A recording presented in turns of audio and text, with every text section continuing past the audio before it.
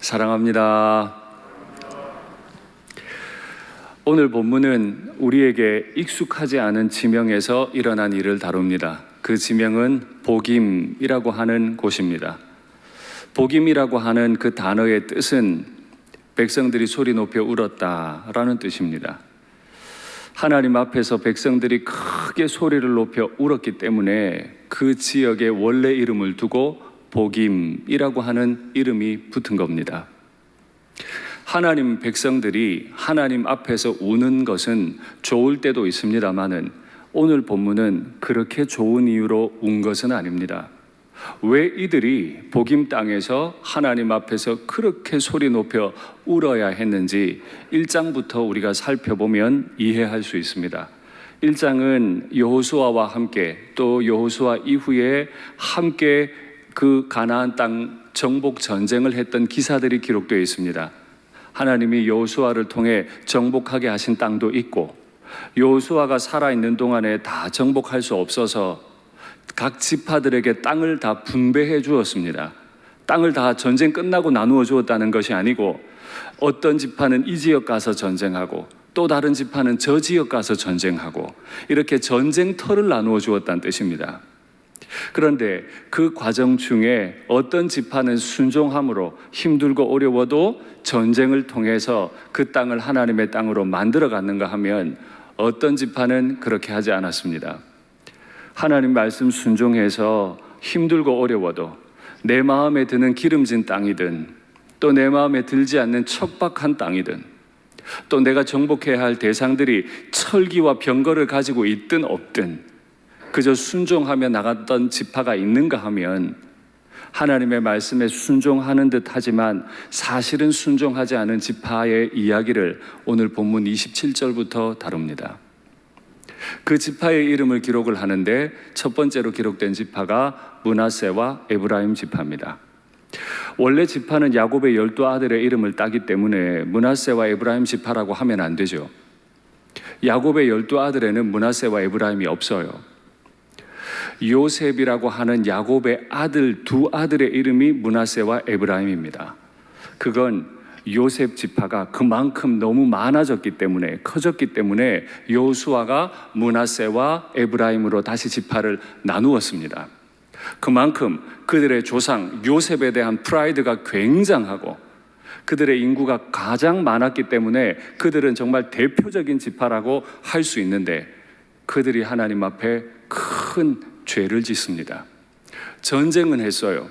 분명히 하나님께서 그 지역 백성들 가나안 민족과 언약을 맺지 말고 그들의 제단을 다 허물라 하셨지만 그들은 그렇게 하지 않았어요. 전쟁을 해야 하고 그들의 힘을 가지고 땅은 정복했지만은 하나님이 원하시는 일은 하지 않고 땅만 차지하고 있었습니다. 근데 이들이 큰 지파여서 그랬을까요? 혹은 요셉 지파여서 그랬을까요? 다른 지파들 납달리, 스불론, 단, 아셀 이런 지파들도 그만 정복 전쟁에 힘을 다 잃어버립니다. 심지어 단이라고 하는 지파는요 아모리 족속을 이기지도 못한 채 쫓겨나서 산지로 도망가야 하는 형편까지 됐습니다. 이 땅 정복은 누가 명령하셨죠? 하나님이 하셨습니다. 하나님이 명령하셨으면 반드시 그 땅은 정복될 거예요. 왜냐하면 내 힘으로 지파들의 힘으로 하는 것이 아니고 하나님께서 하실 것이기 때문에 그렇습니다. 그런데 다는 믿음이 없었고 하나님 앞에서 기도하며 전쟁을 하지 않았기 때문에 오히려 아모리 족속에게 정복당해 버렸습니다. 산지로 쫓겨갔어요. 분배받은 땅을 지키지 못했습니다. 그러니까 아모리 족속은 오히려 단을 쫓아내고 그 자리에 주인 노릇했다고 오늘 1장 27절 이후에 기록되어 있어요. 다행이라고 해야 할까요? 므낫세 지파와 에브라임 지파가 힘이 강성했어요. 그 본문에 보니까 요셉 지파라고 표현했는데 요셉 지파가 힘이 강성해서 이 아모리 족속과 전쟁을 해서 아모리를 이깁니다. 그런데 여기에서 또 므낫세 지파와 에브라임 지파가 큰 죄를 짓습니다. 분명히 하나님이 그들과 언약을 맺지 말고 제단을 허물라고 했는데 그 요셉 지파는 전쟁에 이긴 후에 승전한 기분에 취해서 그들을 노예로 삼는 언약을 맺고 맙니다. 여러분, 여기서 우리가 한 가지 주의해야 할 게 있습니다. 하나님이 나누어 주신 땅을 분배받았습니다. 그리고 하나님이 분배해 주신 그 땅 가운데 가서 전쟁도 합니다. 심지어 므낫세와 에브라임 지파는 힘이 강력했고 약했던 단, 형제 지파까지 도와주는 아름다운 모습도 다 보입니다. 그런데 결정적인 순간에 하나님께 순종하지 않습니다. 하나님의 이름으로 대단한 사역들은 다 하는 것 같은데, 형제를 위해 헌신하는 것 같은데, 하나님이 하지 말라고 하는 일에 순종하는 일에는 불순종합니다. 이들은 순종한 사람입니까? 아닙니까? 하나님이 기뻐하실 종들입니까? 아닙니까? 정복도 했고 약한 지파 도와도 줬는데 정작 자신들에게 주신 그 명령은 순종하지 않아요. 종이 있으면 편하겠죠. 그러니 아모리 사람들을 쫓아내라는 명령에 순종하지 않고 그들과 주인과 노예 언약을 맺고 살아요. 다 순종한 것 같지만, 모양은 정말 훌륭하고 능력 있어 보이지만 사실은 순종하지 않았죠. 이 일 기록 후에 오늘 본문에서 여호와의 사자가 길갈에서 복임으로 올라왔는데 여호와의 사자가 울 일을 이야기해요. 좋아서 오신 게 아니에요. 너무 힘들고 어려운 마음으로 오신 거예요. 올라오셨는데 이 여호와의 사자라고 표현했는데 오늘 본문을 한번 가만히 읽어보면 이게 여호와의 사자, 여호와의 종의 이야기 같기도 하고 여호와의 이야기 같기도 합니다. 사실 구약 성경에 보면요, 여호와의 사자라고 표현했지만 사실은 하나님이신 경우가 많이 있습니다. 지난번 아브라함 강의할 때 아브라함의 집에 세 사람이 왔다 그랬잖아요. 그 세 사람 중에 한 사람은 여호와셨어요. 다니엘의 세 친구들이 풀무불에 떨어졌을 때 풀무불에 던져진 사람은 세 사람인데 왕이 안을 들여다보니 네 사람이 있었어요. 그 한 사람이 바로 오늘 나타나신 성자 하나님이다, 그렇게 이해합니다. 하나님께서 너무 마음이 아프셔서 다 정복한 그 땅 위로 올라오셨는데 오늘 그 짧은 1절, 2절, 3절에서 내가 7번을 하나님이 여호와의 사자가 내가 7번을 반복을 하세요. 내가 그렇게 언약을 맺지 말고 제단을 허물라고 말했음에도 어찌하여 그렇게 하였느냐. 하나님이 우리에게 기름진 땅을 주실 수도 있고 하나님이 우리에게 척박한 땅을 주실 수도 있습니다. 그건 우리의 관계가 아닙니다. 우리의 목표는 내가, 내 후손이 기름진 땅에 살 것인가 척박한 땅에 살 것인가가 아니고 그 땅, 내게 분배해 주신 그 땅이 하나님이 주인이신 땅으로 선포될 것인가 말 것인가, 그걸 위해 가나안으로 올리셨는데 그들은 그들의 땅이 기름지냐 척박하냐, 나와 내 자손이 노예를 부리며 편하게 살겠느냐 못 살겠느냐 관심이 바뀌었어요. 그래서 여호와의 사자가 올라오셔서 내가 7번을 반복을 하세요. 이 하나님의 마음을 느끼시기를 바랍니다. 어디서부터 어디로 오셨다고요? 길갈에서부터 복임으로. 저는 복임에 대해서 잘 아는 바는 없습니다. 근데 길갈에 대해서 아는 거 하나 있습니다. 여호수아가 요단강을 건너야 하고 또 여리고성 정복을 해야 합니다. 또 자신에게 맡겨진 이 정복 전쟁 전체를 수행을 해야 합니다. 이제 여리고성이 앞에 있는데 갑자기 하나님 여호와의 사자의 명령을 따라 여호수아가 갑자기 이스라엘 남자들의 포피를 다 베어버립니다. 할례를 한 거죠. 전쟁을 앞두고 있는 군사는 잘 먹이고 전투력을 최상으로 올려야 합니다. 좋은 무기를 주어야 하고 체력적으로 손실이 없도록 준비를 시켜야 하는데, 길갈, 여리고성을 마주보고 있는 길갈이라고 하는 땅에서 여호수아는 이스라엘의 군대를 최약체로 만들어 버립니다. 할례를 시켜버려요. 일주일을 꼼짝도 못하게 만들어 버려요. 길갈은 그런 땅입니다. 나는 힘이 하나도 없어지고 오직 하나님만 명령권자가 되셔서 전술과 전략을 세우시고 돌격 앞으로 명령하시는 곳, 그게 길갈입니다. 우리가 지혜가 없어 문제가 아니에요. 의로움이 없어서 문제가 아니에요. 교회가 돌아가는 원리를 몰라서 문제가 아니에요. 힘을 안 빼서 문제예요.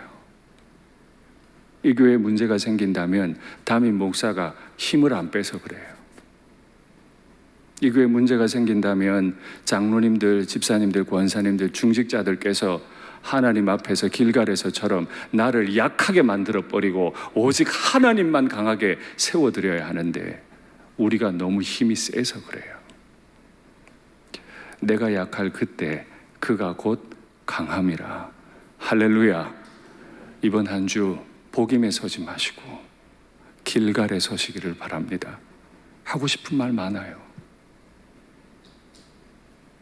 그러나 우리가 연초에 계획했던 대로 내 입을 닫으니 주님 얼굴 보이소서. 나는 지혜 없는 자 같고 나는 약한 자 같이 나를 최약체로 무능한 사람으로 만들어버리면 주님께서 직접 전술을 짜주시고 어떻게 여리고를 이길 것인가 명령해 주실 거고 마침내 여리고를 우리에게 주실 줄 믿습니다. 내 언행 심사를 그래서 조심해야 합니다. 하나님은 똑똑한 사람을 찾지 않으십니다. 길갈에 선 사람, 오직 하나님만 드러낼 수 있는 사람, 하루 종일 하나님만 사랑하고 하나님 묵상할 사람, 그를 통해 일하실 줄 믿습니다.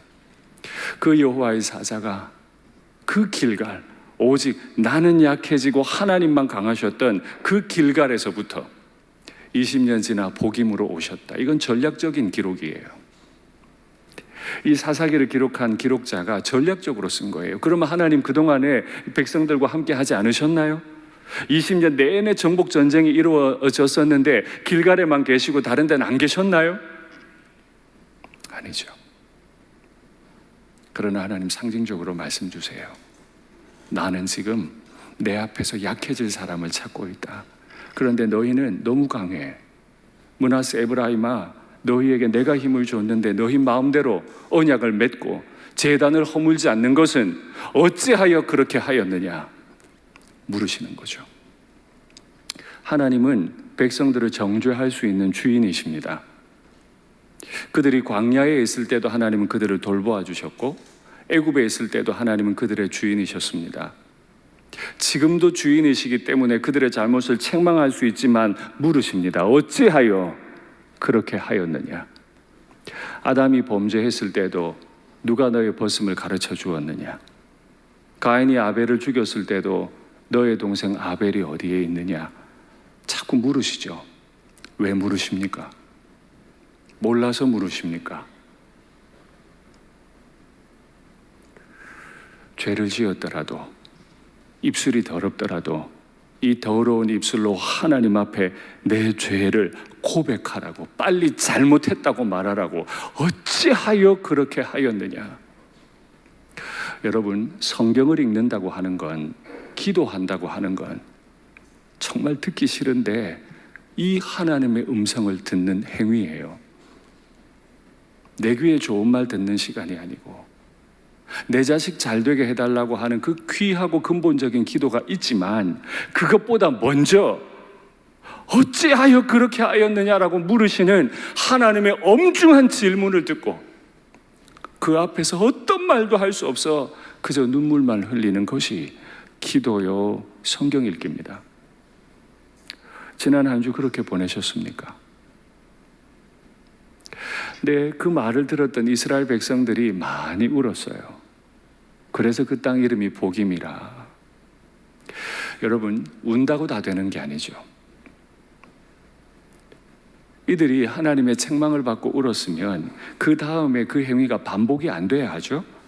사사기와 열왕기의 모든 역사는 그들이 하나님을 버린 역사입니다. 사사기 내내 백성들이 웁니다. 그런데 내내 잘못해요. 그러니 그 눈물은 거짓 눈물이에요. 잘못했다고 말하는 게 거짓이었어요. 우리는 그렇지 않습니까? 이스라엘 백성들이 크게 울었는데 그들의 삶을 바꾸질 않았어요. 울기만 하고 그들의 죄를 주님 앞에 토해놓고 회개하고 돌이키는 일이, 그 흔적이 보이질 않아요. 그냥 울기만 해요. 왜 울었을까요? 회개가 아니면 왜 울었을까요? 하나님이 한마디 말을 붙이시거든요. 너희가 쫓아내지 않은 백성 나도 쫓아내지 않을 거다. 너희가 언약을 맺고 종으로 만들어버린 그 족속을 내가 안 쫓아낼 건데, 그건 내가 안 쫓아내기 때문에 이제 어떻게 될 건가 하면 그들이 너희 옆구리의 가시가 될 것이고, 그들의 섬기던 신들이 너희에게 올무, 트랩, 함정이 될 거다. 너희 목을 조아버릴 거다. 하나님이 이렇게 말씀하셨어요. 근데 그게 뭔지는 알아요. 애굽에서도 경험했고, 광야에서도 경험했고, 전쟁 중에도 경험했어요. 하나님이 함께 하지 않을 때 어떤 현상이 나타나는지 그들은 다 경험했어요. 그래서 하나님이 그들이 너희에게 옆구리에 가시가 되고 너희에게 올무가 된다 하니까 겁이 덜컥 난 거죠. 그래서 하나님 앞에 서럽게 울었겠죠. 기억하십시오. 자기 연민으로 우는 거, 내 자식 잘못될까 우는 거, 그건 회개가 아니에요. 겁나서 우는 거예요. 겁나서 우는 건 회개가 아니에요. 진심으로 내 삶의 방식을 뜯어 고쳐내고, 내 입술이 부정한 건 말하고 늘 정죄하고 판단하는 것들 멈추고, 하나님 앞에 엎드려 내 죄를 고백하기 시작하고, 내 삶의 구체적인 변화를 계획해 나가고 순종하고 아침마다 밤마다 그걸 점검하고, 그렇게 돌이키지 않으면 백날 천날 울어도, 교회의 성도들이 차고 넘쳐도 하나님은 우리를 사용하시지 않으실 겁니다. 그러나 가장 약한 자로, 침묵한 채로 하나님 앞에 엎드려 고요히 자신을 돌아보는 그 사람은 하나님이 사용하실 줄 믿습니다. 백성이 그렇게 울었다고 기록한 이후에 오늘 성경 기록자는 여호수아 시대로 다시 거슬러 올라가 이야기를 다시 진행합니다. 여호수아가 가나안 땅을 정복한 이야기를 기록해요. 정말 멋있죠? 그때가 그래도 괜찮았어요. 그죠? 여호수아도 실패한 일이 있지만은 그래도 끝까지 나와 내 집은 여호와를 섬기겠다, 마지막 유언을 남기고 죽기까지 여호수아라는 사람이 있었기 때문에 그 정복의 시간은 참 아름다웠습니다. 그런데 오늘 본문을 보니까 여호수아가 110세에 죽었고 딥낫 헤레스의 장사되었더라. 제가 그 구절을 읽는데 눈물이 많이 났습니다. 하나님, 여호수아를 110세가 아니고 200세에 데려가셨다면, 하나님 여호수아를 300세에 데려가셨다면 므낫세와 에브라임이 이렇게 방자하게 행동하지 않았을 것이고 단지파가 쫓겨가지 않았을 건데 왜 데려가셨습니까?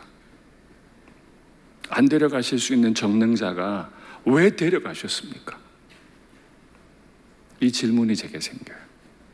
다른 질문으로 바꿔볼까요? 만일 지금 일산교회 담임 목사가 주기철 목사님이라면, 일산교회 담임 목사가 손양원 목사님이라면 지금 일산교회는 어떤 결정을 하고 어떤 모습일까? 정말 주님 기뻐하시는 교회로 쓰임받고 있지 않을까?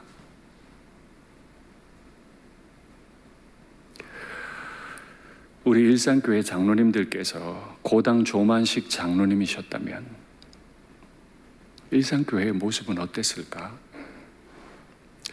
조만식 장로님을 아십니까? 주기철 목사님, 손양원 목사님은 아실 거고요. 20대 초반에 처음 예수님을 평양에서 만납니다. 그리고 처음 출석한 교회가 장대현 교회입니다. 그곳에서 말씀 배우다가 일본으로 유학을 갔고 하나님의 말씀과 세상의 지식을 가지고 다시 돌아와서 우리나라를 깨우고 반일 운동을 하고 반공 운동을 하셨던 분이죠. 그때도 평양에서 여전히 장로님이셨습니다.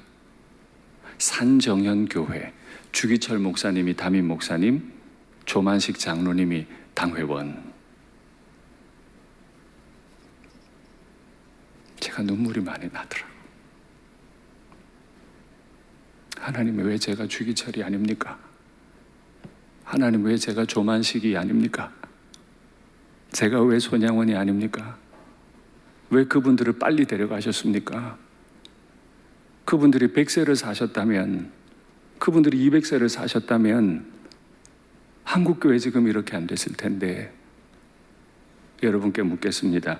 그게 하나님 책임입니까? 여호수아를 110세에 데려가신 게 하나님 책임입니까?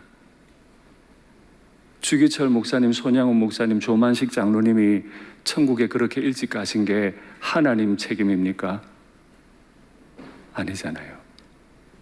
하나님은 우리 모두가 주기철 목사님 같이 되기를 바라시고 손양원 목사님 같이 되기를 바라시고 우리 모든 직분자들이 고당 조만식 장로님 같이 되기를 오매불망 기다리고 계신데, 우리가 그분들이 되어서 그 다음 세대가 되어 그분들이 지켜냈던 교회를 우리도 지켜야 하는데, 내가 그렇게 안 되어 놓고 하나님을 향해 하나님 왜 이렇게 일찍 데려갔어요? 라고 말할 수 있습니까? 제가 성경을 읽다가 그 어른들이 생각이 나고 하나님을 향한 원망이 있던 제 자신 때문에 눈물이 많이 났어요. 가정에서 제 아이들이 묻더라고요. 아빠, 하나님이 코로나 치료하는 거 맞아요? 그럼 하나님이 아시지. 그런데 왜 치료 안 해주세요?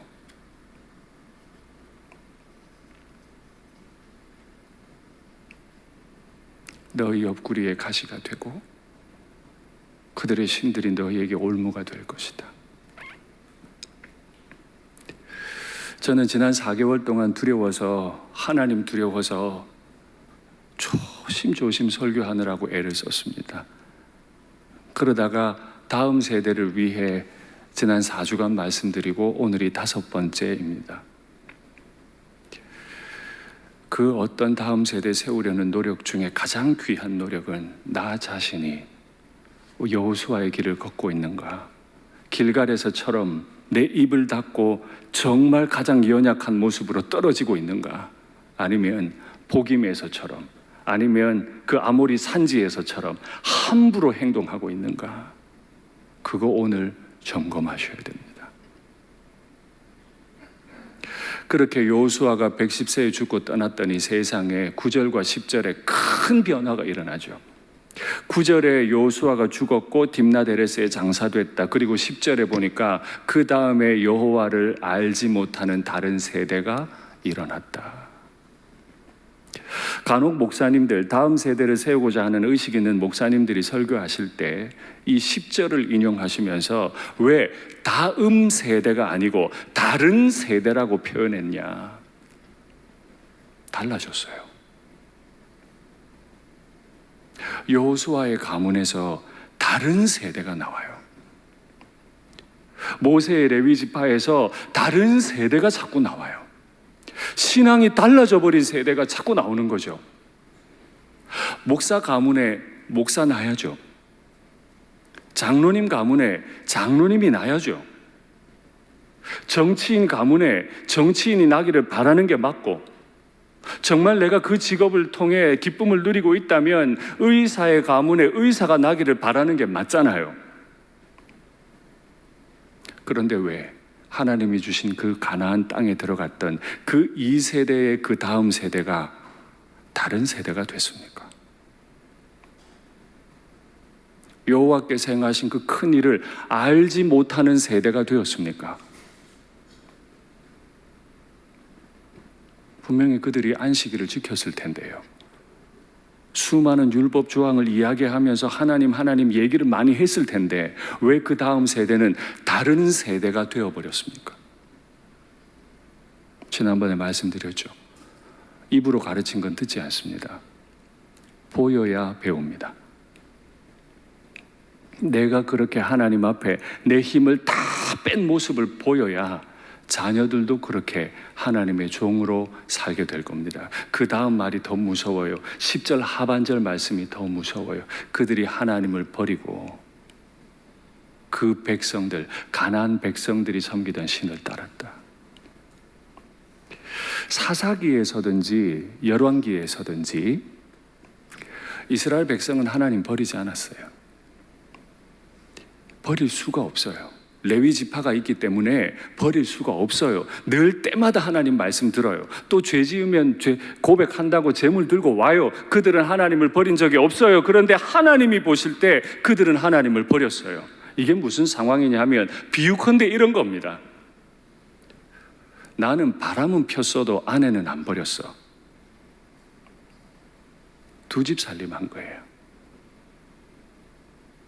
주일엔 하나님 섬기다가 주중에는 우상 섬기다가 또 주일에 하나님 섬기다가 주중에 우상 섬기다가 하나님 버린 거 아니죠. 주일날 교회 왔잖아요. 헌금도 했잖아요. 큰 사역 선교도 다 했어요. 그런데 결정적인 순간마다 내 마음대로 말하고 내 마음대로 행동해요. 이게 하나님을 버림입니다. 매 순간 중요한 순간마다 내가 주인이 돼서 하나님을 버림. 그것 때문에 하나님이 우리를 위해 싸우시지 않겠대요. 옆구리에 가시가 될, 우리에게 함정, 올무가 될 그 아모리 족속을 그냥 두시는 거죠. 그들은 종으로 삼기 위해 그들을 그대로 뒀고 하나님은 종이 아니라 오히려 그들 위해 군림할, 그들을 아프게 할 사람으로 그대로 두셨습니다. 여러분, 이 말씀 두렵게 받습니다. 말씀을 맺겠습니다. 우리는 제법 큰 일을 한다고 말할 수 있습니다. 또 내가 교회를 잘 안다고 말할 수도 있습니다. 그러나 정말 겸손하게 하나님 앞에 오늘 서 보십시오. 길갈에서 힘을 다 빼고 큰 통증 가운데 누워서 적들이 공격해와도 꼼짝도 못할 만큼 누워있을 만큼 그렇게 내 몸에, 내 마음에, 내 지식에 힘을 다 빼셨습니까? 하나님이 책임져 주실 거라고 온전히 오롯이 하나님 앞에 엎드려 기도하는 종이 되어 계십니까? 한국교회 미래가 없다고 말하지만 전 그렇게 생각하지 않습니다. 지금 우리가 하나님 앞에 힘 다 빼고 하고 싶은 말 다 멈추고 내가 죄인임을 아프게 오늘 고백하고 내가 주기철 손양원이 아니고 내가 조만식이 되지 못했음을, 내가 문제임을 하나님 앞에 통곡하면 대한민국 교회 하나님이 왜 안 쓰시겠습니까? 목사 가정에 목사 나고 장로님 가정에 장로님 나고 무릎을 기도하는 기도의 어머니가 계신 그 가정에 딸들이 권사님들이 되고 이 땅에 하나님이 주인임을 선포하는 그 날이 우리 일산교회 믿음의 부모님들로부터 시작될 줄 믿습니다. 우리 찬송하죠. 주께서 주신 모든 은혜, 주께서 주신 모든 은혜, 나는 말할 수 없네. 내 영혼 즐거이 주 따르렵니다. 주께 내 삶들이, 다시 고백할까요? 주께서 주신 모든 은혜, 주께서 주신 모든 은혜, 나는 말할 수 없네. 내 영혼 즐거이 주 따르렵니다. 함께 내 삶들이 하나님 나의 마음 만져주소서. 하나님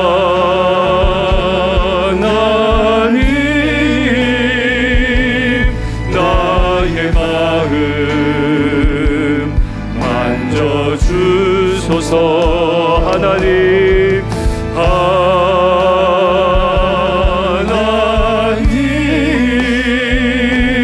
나의 영혼 새롭게 진실하게 마음 담아 찬양하겠습니다. 진실하게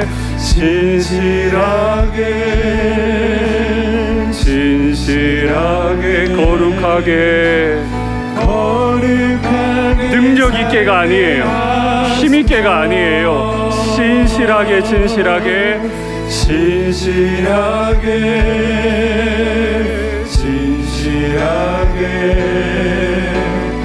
거룩하게 살게 한 번 더 고백할까요? 진실하게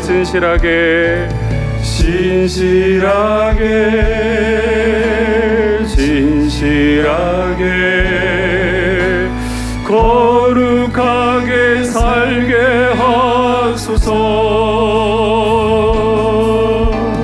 진실하게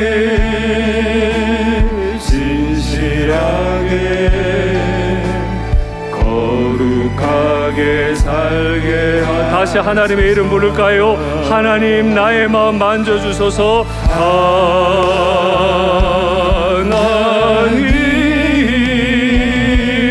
나의 마음 만져주소서.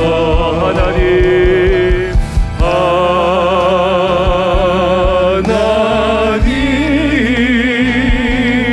나의 영혼 새롭게 하소서. 한 번 더 하나님 이름을 마음 담아 부릅니다. 하나님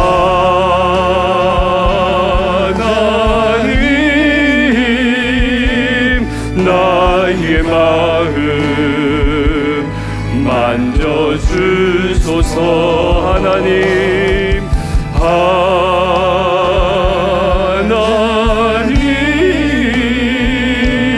나의 영혼 새롭게 하소서.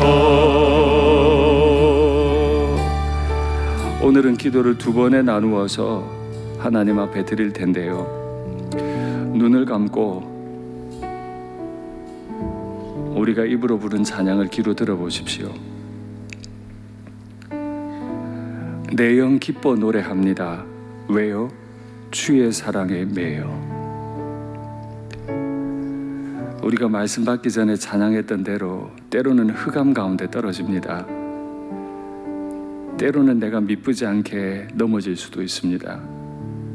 그때도 내 영이 기쁠 수 있는 건 날 위해 나 대신 십자가에 죽어주신 내 주님의 사랑에 내가 매여 있을 때 가능하죠. 오직 주의 임재 안에 갇혀 내가 주님의 임재 안에 갇혀 있을 때 가능해요.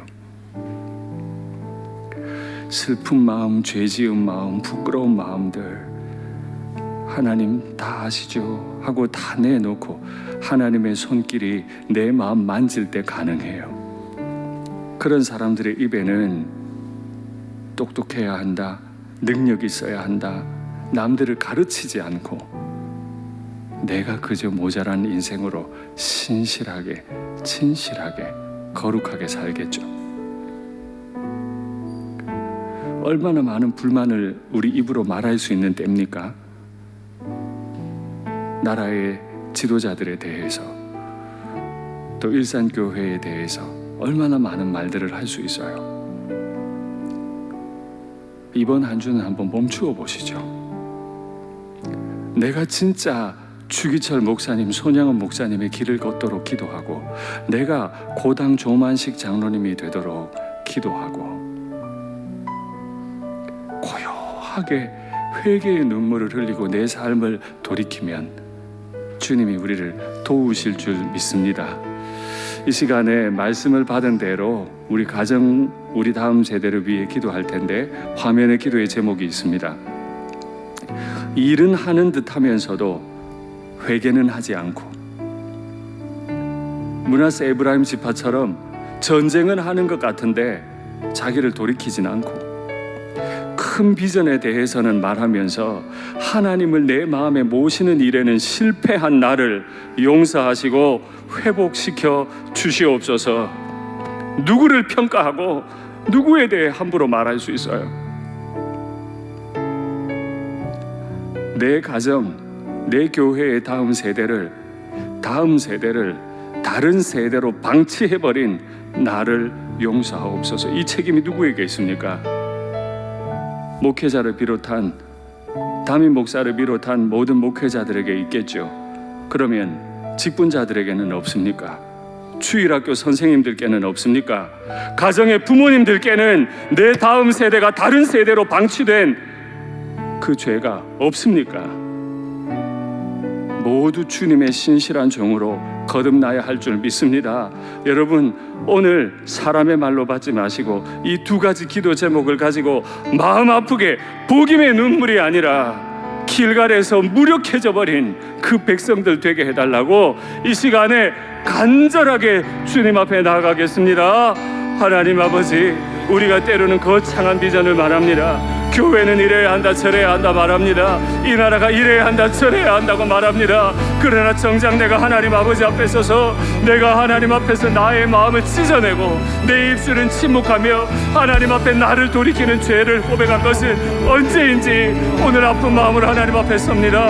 하나님, 내게 회개의 영을 부어주시옵소서. 내가 잘못될 것 같으니까, 내 옆구리에 가시가 찔릴 것 같으니까, 내 인생에 올무와 함정이 생길 것 같으니까 두려워서 우는 것 말고 정말 하나님 앞에 온전치 못해서 송구해서 부끄러워서 하나님 앞에 인생을 돌이키는 회개의 영이 내게 부어지기를 원합니다. 어쩌면 이 기간에 우리의 입술을 얼마나 많은 사람들을 정죄하고 판단하고 심판했는지 모릅니다.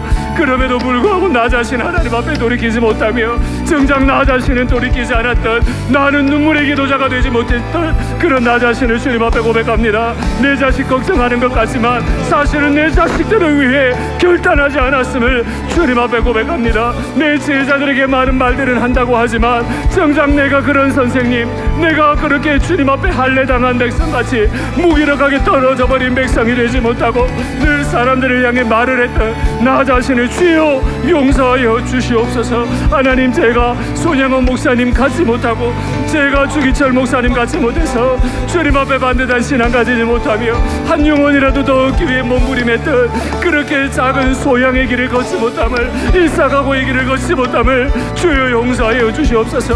반일을 온몸으로 살아내며 그렇게 반공주의자로 살다가 목숨을 빼앗겨버린 고당조마식 장로님과 같이 이 세상과 타협하지 않기 위해 내가 어떻게 내 가정을 기르며 나 자신을 지켜왔는지 돌아보며 부끄러운 마음으로 주님 앞에 고백합니다. 하나님, 내 자신을 못 지키며 내 자식들의 신앙 하나 못 지킨 못난 아비를 주님 용서하여 주시옵소서. 목사 가문에 목사 나게 하시고 장로님들 가문에 장로님 나게 하시고 눈물의 권사님들 가운데 권사님들이 나게 하시고 이 땅과 이 지역과 이 영역 가운데 하나님의 일을 할 다음 세대들이 다른 세대가 아니라 다음 세대로 일어날 수 있도록 주님, 우리 일산교회를 사용하여 주시옵소서. 우리를 도와주시옵소서. 계속 기도하겠습니다. 화면을 확인해 주십시오. 코로나가 확산되고 있지요. 다스릴 분은 오직 하나님이십니다. 그런데 하나님이 왜 다스리셔야 하죠? 우리가 길갈에 있지도 않은데, 우리가 그 아모리 산지에 여전히 있고 우리가 복임에 그냥 있는데 왜 다스리셔야 하죠? 하나님은 우리에게 메인분이 아니세요. 자유로운 분이세요. 마음껏 하실 수 있는 분이세요. 문제는 주의 종들인 우리가 길갈로 가질 않아요. 하고 싶은 대로 해요. 납작 엎드려 그 일상을 거룩한 일상, 주님 위한 일상으로 드리게 하옵소서. 결단의 기도가 있기를 원합니다. 이번 주간은 6.25 70주년입니다. 큰 난관에 빠진 위정자들 주님 지키시고 지혜를 주시옵소서. 북한의 악한 지도자들을 회개하게 하시옵소서. 평화 통일의 날을 속히, 복음 통일의 날을 속히 주사 고통당하는 북한 동포들 우리는 코로나 때문에 우리에게만 집중했어요. 내 자식들에게만 집중했어요. 하나님의 눈에는 북한의 동포들이 더 급한지도 모르지요. 하나님의 마음으로 북한 동포들 살려달라고 여러분, 제가 절제해 왔지만 이 시간에 한 번은 주님 이름 부르고 기도하면 좋겠습니다. 주여, 하나님 아버지, 이 시간에 하나님 앞에 간절히 엎드립니다. 하나님, 아무리 코로나를 이겨보려고 해도 우리가 우리의 일상들을 다 포기하며 우리의 숨을 죽이고 살아도 여전히 사람들은 하나님이 계시면 어떻게 이렇게 말할 수 있냐, 어떻게 이렇게 하실 수 있냐라고 질문할 만큼 코로나가 물러가지를 않습니다. 그러나 우리의 신앙 양심은 또 알고 있습니다. 하나님은 우리 뜻대로 움직이셔야 할 뿐이 아니고 우리가 하나님의 뜻대로 움직여야 하는데, 정작 제가, 이 목사가 하나님의 뜻대로 움직여지지를 않습니다. 하나님, 용서하여 주시옵소서. 내 일상이, 내 하루하루가, 내 순간순간이 하나님 앞에 거룩한 일상으로 돌아올 수 있도록 아버지여 도와주시옵소서. 말하고 싶은 대로 말하고 행동하고 싶은 대로 행동하는 자들이 아니라 직분에 부끄럽지 아니하게 하나님 앞에 서게 하여 주시옵소서. 하나님이 모자라는 인생이, 하나님 앞에 깨끗하게 서지 못하는 인생이 하나님 앞에 섰습니다. 하나님, 저를 불쌍히 여겨주시고 회개의 영을 부어주시고 내 삶을 돌이키도록 도와주시고 주님이 땅에 평화 주시기를 주여 간절히 원합니다. 오직 이 땅을 치료하실 분은 여호와 라파의 하나님이신 줄 믿사오니 하나님, 이 땅을 치유하여 주시옵소서. 회개하는 백성들을 다시 살려주시는 사랑의 하나님을 믿사오니 하나님, 우리에게 회개의 영을 부어주시옵소서. 하나님, 이 땅이 큰 난관에 빠져 있습니다. 지도자들이 큰 난관에 빠져 있습니다. 하나님, 모든 국민들은 반목하고 있습니다. 이 땅을 살려주시옵소서. 코로나 때문에 내 삶에, 내 교회에, 내 자식들에게 다 관심이 가 있을 때 정작 하나님이 관심을 두셨던 북한 땅, 우리가 너무 외롭게 두었습니다. 하나님, 북한 땅을 불쌍히 여겨주시고 악한 지도자들 무너지고 회개하게 하시고 하나님, 간절히 간구합니다. 북한과의 평화통일, 복음통일의 날이 속히 임하도록 도와주시고 이번 한 주간 우리가 더 조심하고 이 나라를 위해 깨어 기도하는 저희들이 되도록 아버지, 우리를 도와주시옵소서.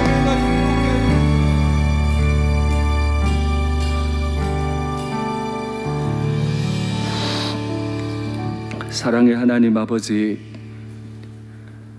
다른 이들을 향해서는 그렇게 의롭게 말하고 다른 이들에게는 내가 늘 기준인 것처럼 말하지만 정작 하나님 앞에 서보니 내 몸과 마음에 얼마나 힘이 들어가 있는지, 하나님이 나를 사용하실 수 없을 지경임을 말씀 앞에서 발견합니다. 하나님, 목사 가정에서 목사가 나고 장로님 가정에서 장로님 나고 눈물의 권사님의 가정에서 권사님이 나고 그렇게 대를 이어가는 다음 세대가 우리 교회에 일어나도록 주여 도와주시옵소서. 이 일을 행하기에 제가 온전치를 못합니다. 주님, 우리를 불쌍히 여기시고 도와주시옵소서. 이 나라를 위해 일할 분 오직 주님 한 분이신 줄 믿사오니 회개의 자리에 서겠사오니 주여 라파의 하나님이 되어 주시옵소서. 다음 세대를 살려 주시옵소서. 북한의 내 동포들 너무 고통당합니다. 하나님, 불쌍히 여기시고 인권을 말살한 저 악한 지도자들 무너지고 회개하게 하시고 북한의 마을마다 고을마다 십자가 높이 서는 날이 속히 오도록 은혜를 베풀어 주시옵소서. 주 예수님 이름으로 기도하옵나이다. 아멘.